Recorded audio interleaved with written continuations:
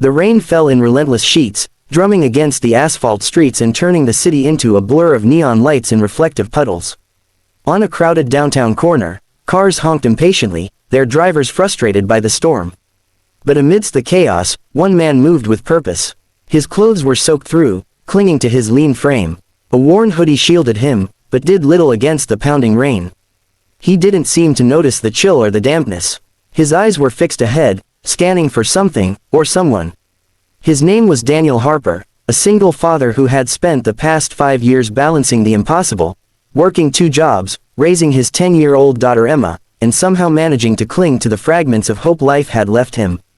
Daniel had learned to navigate a world that often seemed indifferent to struggle, but he had never allowed bitterness to take root in his heart. He believed in kindness, in the small, quiet acts that could ripple out and change a life. Little did he know, tonight he would change a life, and that life would alter his own in ways he could never imagine. The woman emerged from the entrance of a sleek corporate building, clutching a designer handbag to her chest as the rain pelted down. She was striking, tall, elegant, with hair the color of chestnuts and eyes that seemed to pierce right through the storm. Her expensive heels made her stance precarious on the wet pavement, and in her momentary distraction, she misstepped. Time slowed. A car, speeding recklessly around the slick corner, slid toward her. Its tires screamed against the asphalt. The moment was fleeting, but Daniel's instincts were instantaneous. Without a second thought, he lunged forward, grabbing her arm and pulling her back with a strength born of pure adrenaline. The car skidded past, missing them by mere inches, its driver oblivious to the disaster narrowly avoided. The woman stumbled back, panting, her heart racing. She turned toward her savior, ready to offer the customary gratitude. But as her gaze met Daniel's, she noticed the layers of exhaustion etched into his face, the calluses on his hands, and the way his hoodie hung loosely over a frame that had clearly endured more than its share of hardship. Are you okay?" Daniel asked, his voice calm despite the chaos around them. I think so," she stammered, still catching her breath. You saved me." Daniel offered a small, polite nod, brushing the wet strands of hair from his eyes. "Just make sure you watch where you step next time." His words were simple, almost casual, but there was a warmth in them that defied the chill of the storm. The woman, who introduced herself as Victoria Stanton, a billionaire entrepreneur with businesses spanning continents, wanted to know everything about him. She insisted on taking him to a nearby cafe to warm up, to sit and talk, to let her express her gratitude properly. Daniel hesitated. He had a daughter waiting for him at home, a dinner to prepare, homework to help with. But something in Victoria's eyes, a mix of vulnerability and raw, unguarded emotion, made him pause. He agreed. Inside the cafe, the aroma of freshly brewed coffee filled the air, mingling with the faint scent of rain on the sidewalk. Victoria insisted on buying him a warm drink, and though Daniel declined a pastry, she placed one in front of him anyway, insisting that even a hero deserved a little comfort. They talked, first about the storm, then about their lives. Daniel spoke sparingly, careful not to reveal too much, but Victoria, intrigued by his humility and the quiet strength that emanated from him, pressed gently. He told her about Emma, about the small apartment they shared, about the struggles and the little victories that defined his days. Victoria listened, enraptured. She had spent her life surrounded by luxury and power, yet rarely had she encountered someone so grounded, so genuinely selfless. Here was a man who risked his own safety for a stranger, who worried more about his daughter's well-being than his own comfort, and who spoke with a sincerity that money could never buy. "You know," Victoria said softly, stirring her coffee, "most people would have hesitated, even a little. They'd have waited for someone else to step in. But you didn't. You just acted." Daniel shrugged. "I don't think of it that way. If it were Emma out there, I'd hope someone would do the same for her. We all need someone looking out for us sometimes." Her eyes glistened with emotion. She wanted to offer him a reward, some grand gesture that would match the magnitude of what he had done. She even suggested financial help, jobs, connections, things that could change his life forever.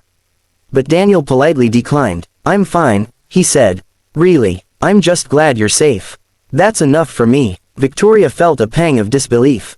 How could someone act with such selflessness in a world where almost everything seemed transactional? She wanted to do more, to repay him in some meaningful way, but she could see that Daniel's integrity was not something to be bought or swayed. It was intrinsic, part of the man he was. They parted that evening with a handshake, a brief hug, and a promise to stay in touch, a promise Daniel had no intention of keeping. He returned home, soaked and exhausted, to find Emma waiting by the window, her small frame outlined by the soft glow of the living room lamp. "Daddy," she cried, rushing to him. She clutched his wet hoodie and buried her face in his chest. "I was so worried." Daniel scooped her up, holding her close. "I'm here, Pumpkin, I'm here." As he warmed her with his arms and reassured her, the events of the evening felt like a distant echo. Saving Victoria Stanton had been an instinct, a simple act of humanity, and now the reward was this, his daughter's embrace, her safety, her love. That was enough, always had been, always would be.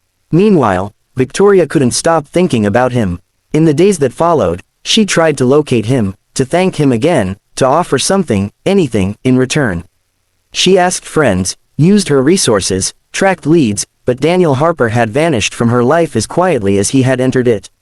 Weeks passed, and Victoria found herself visiting the cafe again and again, leaving notes with the barista, hoping somehow he might return. Yet he did not, but instead of despair, she felt inspired. Inspired by his courage, by his integrity, by the simple reminder that true heroism often comes without fanfare or expectation of reward. One chilly Sunday morning, Victoria found herself driving through a residential neighborhood, on an errand for her company. She noticed a small park where children were playing, their laughter carrying over the crisp autumn air. And there, on a bench, she saw a young girl feeding breadcrumbs to pigeons, her small hand gently extended, and beside her, a man with a kind, weathered face who smiled as she laughed. It was Daniel, and Emma was with him. Victoria felt a warmth in her chest, a sense of profound connection. She realized that she didn't need to find him to honor what he had done. Daniel Harper was not just a man who saved her life, he was a living testament to the idea that the simplest acts of kindness could ripple out and touch countless lives. The world had enough wealth, she thought, but it always needed more people like Daniel. She pulled over, watching for a few moments, not wanting to intrude. And then, quietly, she drove away, carrying with her the lesson he had imparted without saying a word, that courage, compassion, and selflessness are the true measures of a life well lived. Months later, Victoria launched a foundation dedicated to supporting single parents and underprivileged families, funding programs for education, healthcare, and childcare. In every grant, every scholarship, and every act of generosity, she carried the memory of the man who had saved her without a second thought. She never named him publicly, but privately, she knew that every life touched by the foundation bore a piece of Daniel Harper's spirit. Daniel never knew of any of it. He continued his life quietly, working, loving, and teaching Emma the values that had guided him all along. Yet somewhere, far from the bustling streets and the chaos of city life, his small act of courage had set off a chain reaction that transformed countless lives.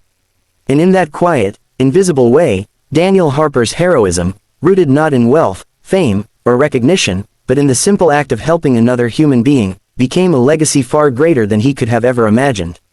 Because sometimes, the most profound acts of love and courage leave no fanfare.